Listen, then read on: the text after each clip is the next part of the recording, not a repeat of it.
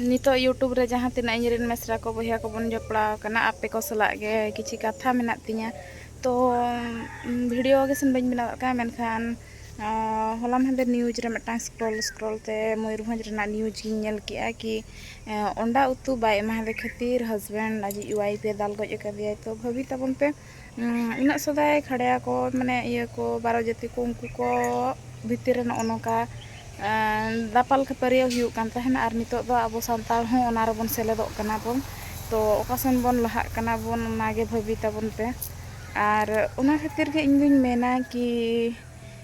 माने कुड़ी हपन दो सब बड़े सेल्फ इंडिपेंडेंट ताहेन दरकार जेमन नोंकाना नाहाचार जहाना हुयुग खान दाल तोल को ओना करना प्रतिरोध दाड़िया माय उनी आर आबो कुड़ी हपन नोआ खातिर के बाबो प्रतिरोध दाड़िया चेदा से आबो पूरा पूरी डिपेंडेंट बन ताहेना बोन हस्बैंड चेतान रे हुई हुचोनी आपाबारे चेतान रे हुई हुचोनी माने आबो नोआ धुड़ी धरती रे सर्वाइव लगिन दो मेटांग कोड़ा हपना जरूरत आबो पड़ाव बन गया आर नोआ हूँ सरी कान गया मेनखान तीना हद धाबिज अब जरूरत इन रगे तहन मा ओना खोदा जस्ती जुदी बन डिपेंड को चेतान तो खान दो नका अब चेतान रे नाहाचार हुयुग रहो ओना अब बाबो प्रतिरोध दाड़ेया ओना हुयुग कना मारांग कथा तो नोआ लगिन ते इन उयहरा किछि गान जिनिस दो कुड़ी पक्ष खोदा हो भूल ताहे को गया मेटांग संसार रे मेटांग हस्बैंड वाइफ भितर डिस्प्यूट बना लगिन दो अडियान कारण ताहेना तो अडियान क्षेत्र रे नौका कि कुड़ी हपन लहाते जहान हाँ डांगुआ बेड़ा रे आको जहां को सा जुदी सगई ताहे को तको मने मने ते उनको सला निजर हस्बैंड को कंपेयर को आर जहां तिना जहां जिगर है हस्बैंड आको लगिन ओना एफर्ट्स आको बाको एप्रिशिएटा माने रस्का के बाको रस्का दाड़िया को जहाँ तीना आज करा रहे आको ओना रे कमी को नाम गया को आर निजर हस्बैंड चितान रे खुशी बाको तहना को तो मिद हर चितान रे खुश बाम तहन खान दो उनिया झोतो जिनिस रे कमी उडुक दाड़िया ओना दो कुड़ी हुई चोनी कोड़ाई हुई चोनी झोतो हर के ओना दो बन बिहेवा आर ओना जहाँ मने भितर रे अबवा अड़िस कहिस मेटांग कमी जिनिस बन महसूसा ओना सब बड़े अब व्यवहार ते बन उडुगा बन माने अब रोड ते हुई चोनी अब व्यवहार ते हुई चोनी उना सदर गया अब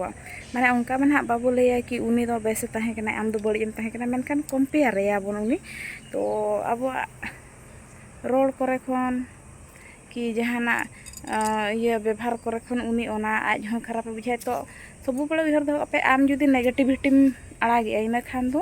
अंते खुदा हाँ आम दो नेगेटिव गेम नामा पॉजिटिव ये रेस्पॉन्स तो बम नामा आम जुदी मेटांग होर सला नेगेटिव वे ते कम व्यवहारेया तो खान दो उनी हो आम सला उनका के व्यवहार आम आलम भाबिया कि इन मिड होड़ एगेरिया माने साइगार साइगार इन रोड़िया आर उनी दो दुलाल ते रोड़िया आम जहां लकाम रोड़ा जहां लका आड़ांग ते आज एम रोड़िया आज हो उनकान आड़ांग ते रोड़ रुवाड़ मिया ओना चलायना तो सब बड़े ध्यान रे दोहय पे कि जहाँ आपे मांग मैंने सेदाय डांगुआ करे जुदी जहान ताहे को तापे को मारे गाते को एमान को उनको को दुलाड़ उहर तीस रह निजर हस्बैंड आलोपे कंपेयर या आर कंपेयर जिनिस के बाय भगिया आर ओना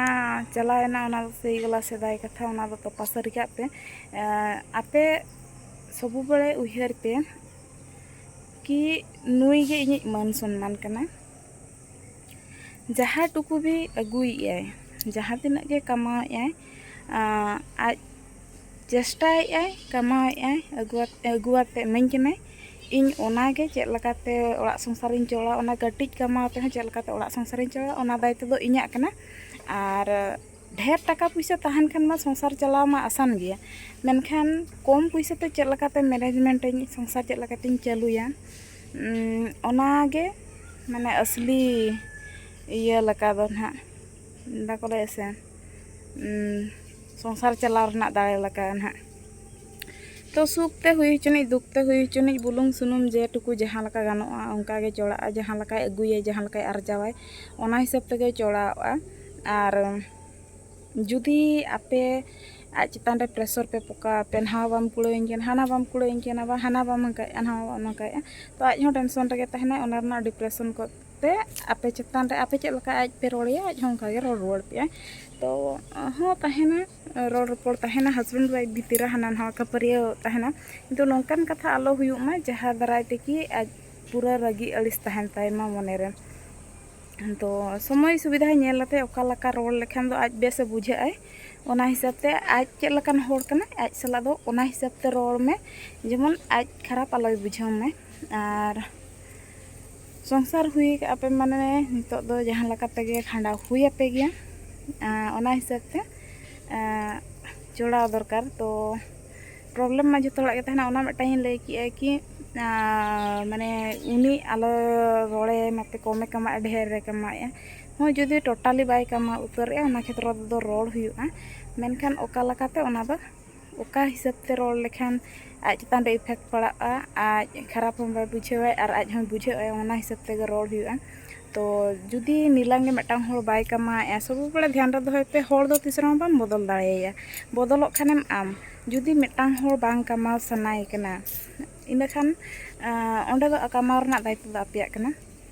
निजे हो किछि कोराव दाड़ेया गया नितोगा जुग रे दो जतना संभव कान गया और आज जुदी बाय कमाए आम कमाव लगिन चेष्टाय में संसार में आमा हो कान गया आजा हो कान गया और नोआ उयहरते कमाव में कि आजा ओड़ा रे हेजते इन चेदा इन खटा इन चेदा आजा ओड़ा संसार इन चला ओना हिसाब ते दो बांगा नोआ हिसाब ते कमी पे कि आज दो नीलांगे निकम्मा गे रहय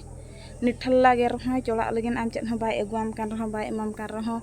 साबुन सुनुम सजो सपाबा चेद हो बाय एमाम कान रहय आमा मोलंग रे जहां सिंदूर टिडा अकना ओना दो आमा मान सम्मान कना और बाहर रे बिना सिंदूर बिना साकम ते माने छाड़ुयातेम तहना होड़ जहां लका को रोड मंगाल मिया होड़ा बड़ी नजर जहां लका पड़ा ओना जहां बड़ी नजर को और होड़ा जहां आमा कैरेक्टर इदियाते रोड ना दाव को जहां तहना ओना करे खन बंचाव में रना नुआ दो मेटांग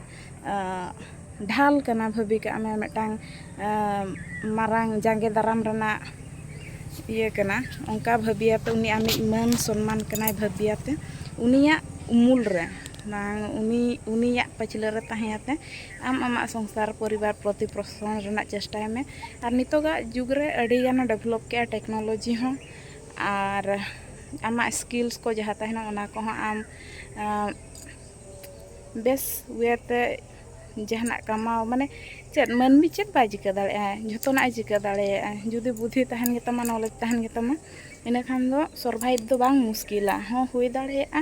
एटा होड़ किसान होड़ को लका आम जहां लका जुदी आमा के कुकमु मेना लग्जरियस लाइफ बंचा रना ओना बाय हुई दाड़े किंतु सर्वाइव दम दाड़ेया गया और झतो का दुख रना मारंग कारण दो हुई कना आम जस्ती आस तो खान दम दुकुआ और जहां तीना सर्वाइव लगिन दरकार इन के जुदी आमा आस ताम इन खान दो झतो लकान अवस्था रे झतो लकान सिचुएशन रे चोड़ा दो बांग मुश्किल कना चोड़ा दाड़ेया गया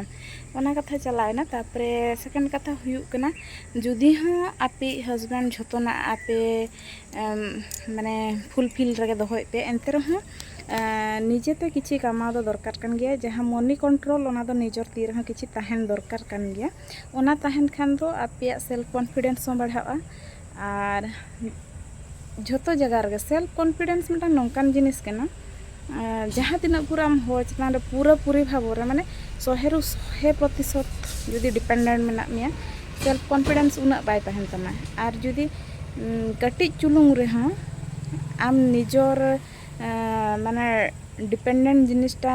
होड़ चेतान खदा एम कम का निजर हो किछि इनकम तहन तमा इन खान दो सेल्फ कॉन्फिडेंस के एटा लेवल रना तहन तमा तो नोना कथा को हुयुक कान तबना और ओना जो ओंडा खातिर गज केदे ओना मा तिस रहो माने जस्टिफाइड ये के बांग कना मिटांग बिली खातिर होड़म गजिया माने चेक लकान कथा कना तो उनी दो न्यू जहां तना आजा बाइट्स को दा बडाय कना न्यू बुतलंग होड़ कना तो एंते रहा संसार भीतर ने इनिकान किछि कटिज मटिज कथा को ध्यान दो दोह दरकार कान गया और जुदी निजर इनकम तहना से इन खान दो तीस रहो उनी जहां नोकान पांड्या होड़ को थड़िया दादाल होड़ को न्यू बुतलंग होड़ को उनको को ये रे बाम तहना ओना दो आम चितान रे डिपेंड है आम जुदी आज ठन खदा सहारे तहे सना मेया इन खान माने छाड़ुयाते तहे सना मे खान हम तहे दाड़ेया चेदा से आम इना स्टेबिलिटी मेना तमा आम सर्वाइव दाड़े आम नवा दुनिया रे नवा समाज रे बिना होड़ा सपोर्ट ते ᱟᱨ ᱡᱩᱫᱤ ᱱᱤᱞᱟᱝ ᱜᱮ ᱟᱢ ᱴᱳᱴᱟᱞᱤ ᱵᱟᱹᱪᱩᱜ ᱛᱟᱢᱟ ᱤᱱᱟᱹ ᱠᱷᱟन ᱫᱚ ᱟᱢ ᱡᱩᱫि ᱩᱱᱤ ᱦᱚᱲᱮᱢ ᱵᱟᱹᱜᱤᱭᱟᱭ ᱠᱷᱟᱱ ᱚᱠᱟᱨᱮ ᱪᱟᱞᱟᱣ ᱛᱮᱢ ᱛᱟᱦᱮᱱᱟ ᱱᱤᱦᱟᱹᱛᱤ ᱟᱭᱳ ᱵᱟᱵᱟ ᱚᱲᱟᱜ ᱨᱮᱱᱟᱜ ᱥᱟᱯᱳᱨᱴ ᱫᱚᱨᱠᱟᱨᱟᱢᱟ ᱡᱩᱫᱤ ᱵᱟᱢ ᱠᱟᱢᱟᱣ ᱫᱟᱢᱟᱭ ᱠᱷᱟᱱ ᱩᱱᱠᱩ ᱦᱚᱸ ᱛᱤᱱᱟᱹᱜ ᱫᱤᱱ ᱠᱚ ᱥᱟᱯᱳर्ट ᱢᱮᱭᱟ तो ओना हुयुग कना कथा और नों नोंका माने तापम खपारियो ओका लकाते कमोआ निजर परिवार रे निजर संसार रे ओना चितान रे ध्यान एम दो आमा कमी कना और नेल पे मेटांग संसार मेटांग परिवार भितर रे जहां तिना होड़ मेना कोआ झोतो होड़ दो समान होड़ को बांग कना से झोतो होड़ के को आलाद दुलड़ मिया झोतो होड़ गे सम्मान को एमामा अंकान जिनिस बांग कना मेटांग परिवार रे भिन्न भिन्न प्रकार रन होड़ को दहना झोतो होड़ा आम इदियाते भिन्न भिन्न चिंताधारा ताहे को ताकुआ तो जुदी आमा परिवार रे आम बाको दुलड़ाम कना बाको कुसियाम कना नेगेटिविटी जस्ती आम इदियाते मेना आकोआ मने रे तो झोतो खता मारांग कथा हुयुग कना जहां तिना लगतियाना इना के कथा में उनको सा और सबु बड़े डिस्टेंस मेंटेन दोहय में चेदा से आम जुदी आको सला जहां तिना इंटरफेयरम जहां तिना रोड रोपड़ाम कथा कथा तेगे एगेर तापाम खपारिया सन चला कथा तो जहां तिना दरकार जहां तिना सम्मान एम कथा इना एमा हको में अधिका कथा लयना चेन दरकार बांगा से आंजना बांगा आमा चेत चेत कर्तव्य आम ओना बड़ाई का दरकार इन नवा नवा कमी निहाती दरकार तिंग आर बहु कुड़ी हिसाब ते नवा परिवार रे इnya नवा दायित्व कना इन निया कमी दोई करावा नवा खदा जास्ती कमी दो आम चितान रे डिपेंड नाय जुदी आम करा सना इnya कराम आर लाइफ रे तीसरा होड़ दो रस्का दो बाम रस्का हचो दाड़े का आम आलम भाबिया जे इन जुदी गाधा लका इnya निजर जत्न बांग हताते परिवार ने झोतो हर रस्का हचो लगिन झोतना इन कमी लेखान को कुसी इnya ओका तीसरा बांग हुयुआ आर आम तिना एम कमिया होड़ आम चितान रे उनंग गे आस को दोहया को कि हो नुई दोय कमी दाड़े जे नुवा कोय कमिया ये हेसा तो मेटाम बाउंड्री सेट का पे इन दो निना इन दाड़े माने निना इन करावा नो खदा जस्ती इन मा बइन दाड़े चेष्टा बन चेष्टाया ओका जुदी दाड़े खान किंतु ओना खदा जस्ती दो इन ठेन खदा आलोपे आसा अंकान कथा कना और तापाम खपेरियर ना चेन दरकार बांगा केवल निजर मेंटल हेल्थ के जोगा दोहय पे और जुदी को रोड पे खान दो ओका पे कर्तव्य ओना पे कराव का गया से तो नुआ लुतुर ते आंजमा तहना लुतुर ते उडुक गिडी का पे बस चाबायना कथा और जहां होड़ बाको कुसियामा उनको होड़ दो सबु बेड़े आम छेड़खानी मेगे को कई चुलुंग को रगी हचमेल का को रोड गया को तो निजर परिवार ओकोय होड़ ओका लकना ओना दो निजे ते बेस लका पे बड़ाय का पे और मेटांग होड़ा आदत जहां ओना दो बदल बांग दाड़े पे तो निजे तेगे निजे के बदल पे निजर मेंटल हेल्थ रना केयर दोहय पे और उनका जहां होड़ को थाना उनको सला दो लगा दो बांग भगिया बरम साइलेंट तहन पे और आपे जहां जिनिस पे कुसिया ओना जिनिस रे फोकस एम पे तो नोंका अडियान जिनिस मेना रोपड़ मा अडियान सनेñ कना तो बइन रोड़ेआ और नितो दो ना ट्रेन हजू टाइम हुयन तले ट्रेन चला कना नितो पूरा बाय अंजमा तो नोडे गे वीडियो दिन मुचादे ताबना।